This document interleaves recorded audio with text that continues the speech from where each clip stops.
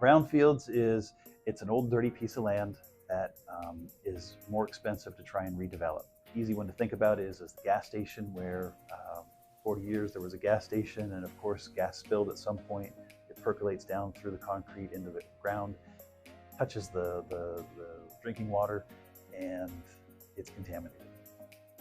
But it can also be things like an old dry cleaner location where over years, again, that chemical process, those chemicals spill, they hit the ground, they percolate through the concrete, and then eventually the ground is contaminated and you can't build anything that has people there. Through my position with Decide DeKalb on the Development Authority, I contributed $50,000 for a GIS search engine to be put together where they basically analyzed all the different properties within the county, and if it was coming up as a potential brownfield, and it is in this database.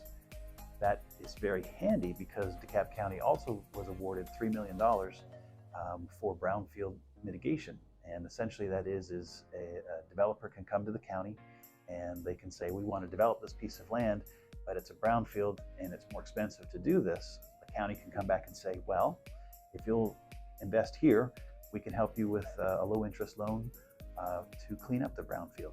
Boiling that all down, essentially what we have now though is a web-based GIS search engine that you can type in an address within DeKalb County and it can tell you if it's a brownfield or not, give you some history. And so if you're a developer, that's sort of the first level assessment on whether or not a piece of land is viable or falls within the parameters for redevelopment.